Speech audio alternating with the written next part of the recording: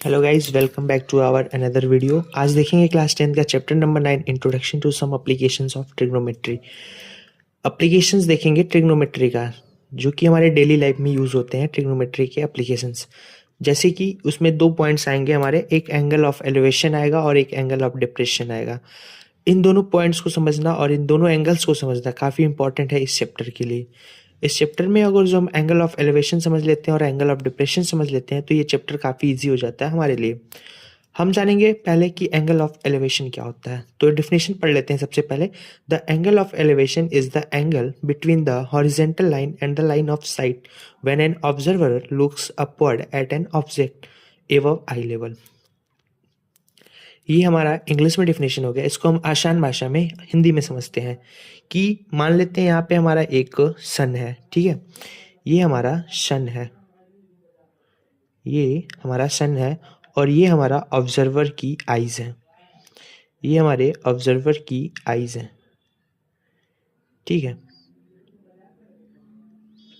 ये मेरे ऑब्जर्वर की आइज है और ये देख रहा है सन को, ये देख रहा है हमारे सन को, ठीक है। ये जो हमारा हॉरिजॉन्टल लाइन हो जाएगा, ये हमारी जो लाइन हो जाएगी ये हॉरिजॉन्टल लाइन हो जाएगी, हॉरिजॉन्टल लाइन। और ये जो ऑब्जर्वर सन को देख रहा है ना, ये हमारी लाइन ऑफ साइट कहलाती है।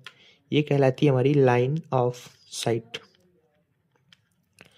तो हॉरिजॉन्टल से एवब जब देखता है, हॉरिजॉन्टल से एवब देखता है ऑब्जर्वर, तो वो हमारा जो एंगल बनता है ना, वो एंगल हमारा एंगल ऑफ एलिवेशन कहलाता है, एंगल ऑफ एलिवेशन। एक बार और समझते हैं इसको कि मान लीजिए यहाँ पे एक सन है, ठीक है। सन है और ये हमारा ऑब्जर्वर है।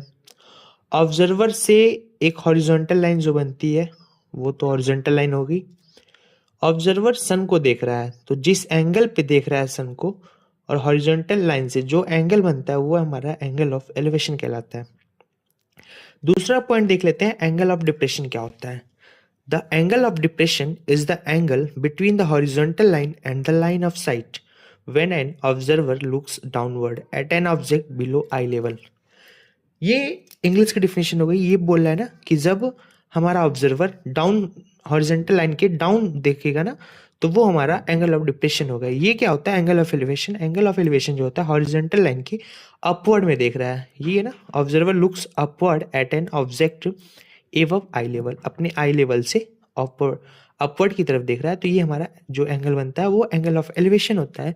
और जो एंगल ऑफ हमारा डिप्रेशन होता है वो जो, अगर जो ऑब्जर्वर डाउनवर्ड की तरफ देखता है अपने हॉरिजॉन्टल लाइन से या फिर आई लेवल की लाइन से, तो वो हमारा एंगल ऑफ डिप्रेशन होता है। इसको हम देख लेते हैं। ऐसे मान लेते हैं कि हमारा जो ऑब्जर्वर है यहाँ पे है, किसी बिल्डिंग के ऊपर है। मान लेते हैं ये हमारा एक बिल्डिंग है, इसके ऊपर हमारा, ये हमारा बिल्डिंग है, ये हमारा ऑब्जर्वर बैठा हुआ है यहाँ पे, ठीक है। यहाँ पे ऑब्जर्वर हमारा देख रहा है नीचे एक बॉल को, ये हमारा एक बॉल है, तो ये ऑब्जर्वर इस बॉल को देख रहा है, ठीक है। ये हमारा हॉरिजॉन्टल लाइन बन गई, ठीक है। ये हमारी हॉरिजॉन्टल लाइन बन गई, ठीक है। तो ये जो देख रहा है ना बॉल को, और यहाँ से एक और लाइन बन जाएगी, तो ये जो एंगल होता है ना, यही हमारा एंगल ऑफ डिप्रेशन होता है, एंगल ऑफ डिप्रेशन। ये ऑब्जर्वर की आंखें हैं। ऑब्जर्वर बॉल को देख रहा है, जो कि बिल्डिंग पे चढ़ा हुआ ऑब्जर्वर है, नीचे बॉल को देख रहा है, और जो ये हॉरिजॉन्टल लाइन के या फिर इसकी आई लेवल के और ये जो लाइन ऑफ साइट है, इसके बीच का जो एंगल बनेगा वही हमारा एंगल ऑफ डिप्रेशन कहलाता है। हमने क्लास 9th में पढ़ा हुआ था कि दिस एंगल इक्वल्स होता है, क्योंकि जब ये लाइन पैरेलल होगी ना और ये लाइन पैरेलल होगी तो alternate interior angles always equal, ठीक है। तो ये एंगल ऑफ डिप्रेशन है, तो ये भी हमारा जो एंगल बनेगा ना, अगर ये एंगल अल्फा है तो ये एंगल भी हमारा अल्फा होगा। यही हमारा एंगल ऑफ डिप्रेशन कहलाता है। दोनों एंगल्स के ऊपर हम एग्जांपल देख लेते हैं कि example of angle of elevation क्या है और example of angle of depression देख। तो इसको सॉल्व करते हैं। जैसे कि हमारे पास एक क्वेश्चन है, यहाँ पे एक ऑब्जर्वर है हमारा जो देख रहा है 30 डिग्री पे, 30 डिग्री पे देख रहा है बिल्डिंग के टॉप पे। क्वेश्चन हमारा ये है ना कि एक ऑब्जर्वर है 30 डिग्री पे देख रहा है बिल्डिंग के टॉप पे, और बिल्डिंग की जो हाइट है हमारी वो 10 मीटर दी हुई है। मान लीजिए इसमें क्वेश्चन पूछ दे कि आप ये बताइए कि जो ऑब्जर्वर है वो बिल्डिंग से कितनी दूर पे खड़ा है, ठीक है। तो इसको फाइंड करने के लिए ना हम ट्रिग्नोमेट्री रेशियोज का यूज करेंगे, ठीक है। ये क्या कह रहा है कि फाइंड क्या करना है, फाइंड BC बेस, कितनी दूरी पे ऑब्जर्वर खड़ा है बिल्डिंग से। डिग्री दी हुई है, एंगल दी हुई है जो कि 30 डिग्री है, बिल्डिंग की हाइट दी हुई है जो कि 10 मीटर है। अब हम देखेंगे ना कि साइन थीटा, कॉस थीटा और टेन थीटा कौन से फार्मूले में ये बैठ रहा है।